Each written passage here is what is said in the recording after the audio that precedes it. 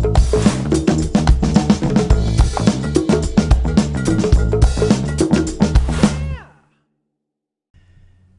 this chapter, we're going to take a look at some other things we can do by implementing hook form alter inside of our theme.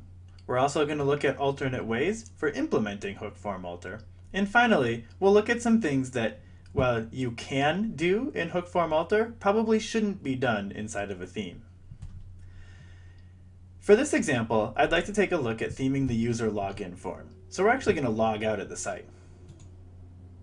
If I log out, and then navigate to the login page by following any link to the login page on my site, or by simply just typing /user in the URL, I get the user login form. What I'd like to do is make some changes to this form. We're going to change it so that the label for the username field says name instead of username. So we'll start with that. The first thing we need to do is implement hook form alter and target the user login form. Back inside of our template.php file, we can print out this form ID variable in order to figure out which form we're targeting. Since I'm not logged into the site, I can't use the DSM or the KPR functions anymore. The devel module actually checks permissions when you use those functions to see if the currently logged in user has access developer information permission, and if they do, then it'll print the information out, and if they don't, it'll just skip it. Drupal provides a handy function named debug. We're going to use the debug function here to inspect the form ID variable and see what it contains as an anonymous user. So I'm just going to say debug and then form ID. If I click refresh, you'll see that it's now printing out the ID of that form. So the debug function works kind of like the DSM and KPR, but it's not quite as pretty. It doesn't give us the tree that we can click through for arrays, but it does give me the information I need. The unique ID of this form is user_login. This time, in our template.php file, instead of implementing hook form alter and saying if the form ID is equal to user_login, I'm actually going to implement a variant of the hook form alter function called hook form ID alter. I can look up the documentation for that on Drupal.org. And looking at the documentation, I can see that hook form ID alter allows me to perform a form alter on a targeted form. So all I'm going to do is implement this hook form alter exactly the same, but when I'm naming my function, I'm also going to include underscore and then the unique form ID. And that way, this function will only get called for that form. So back in our template.php file, now that we know the unique ID of that form, we can go ahead and remove the debugging code from this hook form alter. And then we can implement hook form ID alter. Implementations of hook form ID alter only take 2 arguments instead of 3. Just the form and the form state arrays. We no longer need the form ID because that's already assumed. It's part of the function name here. We don't need to check it and make sure that that's the form that we're altering. Once I've done this, I can go ahead and use the debug function to print out the form array, and we can inspect that. If I switch back to our site and click refresh, I'll now see the form array printed out from our implementation of hook form ID alter for the user login form.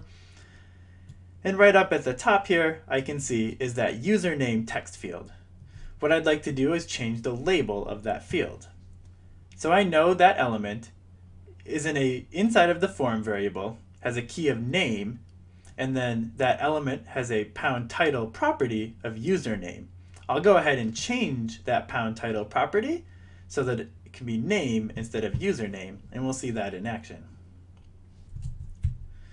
So there I've added the code to change the title property of the name element to just name instead of username where it was before.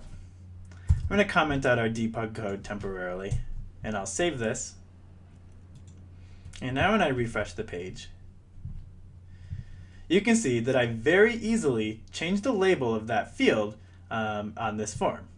So that's another very powerful things that you can do using hook form alter from the theme layer. The last thing I want to do is take a look at some of the things that you probably shouldn't do inside of hook form alter implementations.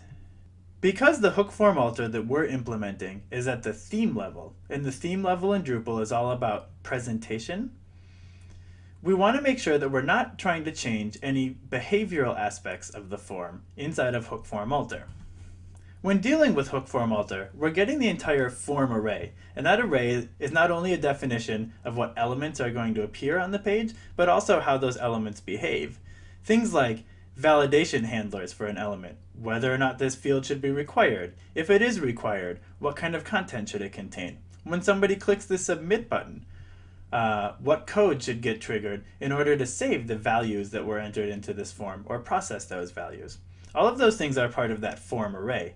We don't want to change those inside of our theme, and even if we try to, in most cases, it's not actually going to work. As an example of this, let's take a look at the Create a New Account page.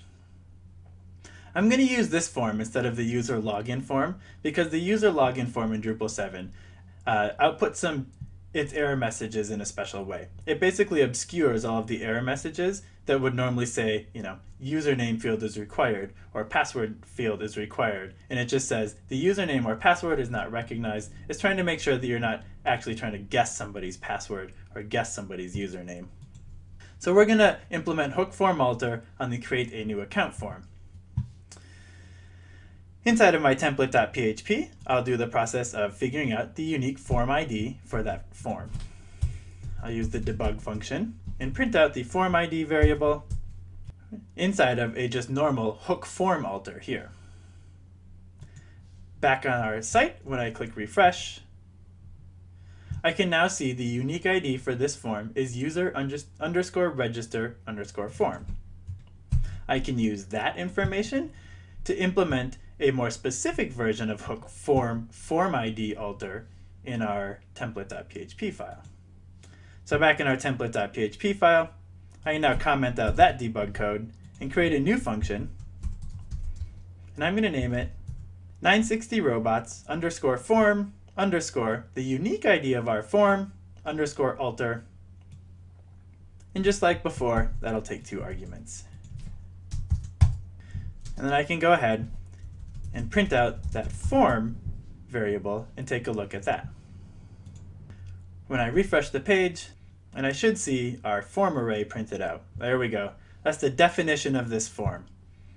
I can scroll through and start to look at it. And one of the things I'll see is this username text field. So inside of an element named account, we have another element with the key of name, and inside of that is this username text field. You'll notice one of the properties here is this #required = true. That's telling Drupal that this particular form element is required. Inside of hook form alter in our theme, I'm going to just simply change this to be false. So I can change form account name #required and set that to false. I'm also going to comment out this debug code. Switch back and refresh. When I refresh the page, it's not immediately obvious what's happened. But if you look closely, you'll notice that the red asterisk that used to be next to this username field is no longer there. Because we said #required = false instead of true. When Drupal tried to render the form to HTML, it got to that and said this element is not required. It's marked as #required false.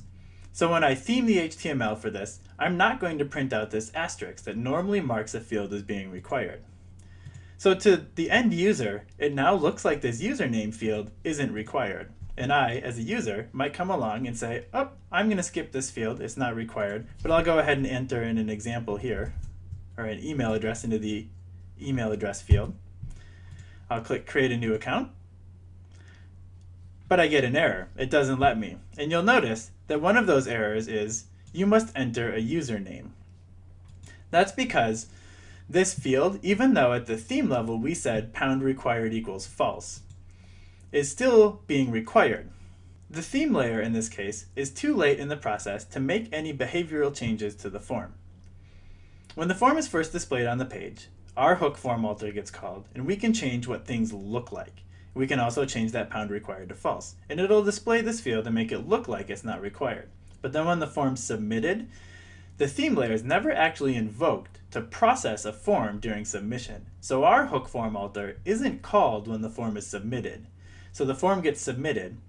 This field has no value, but it's marked as being required still because our form alter never got run, and so it's going to trigger an error on that form element.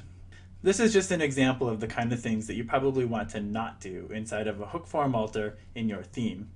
Basically, themes are all about changing the presentation layer. If you wanted to change the functionality of a form, you would want to use a module to do it.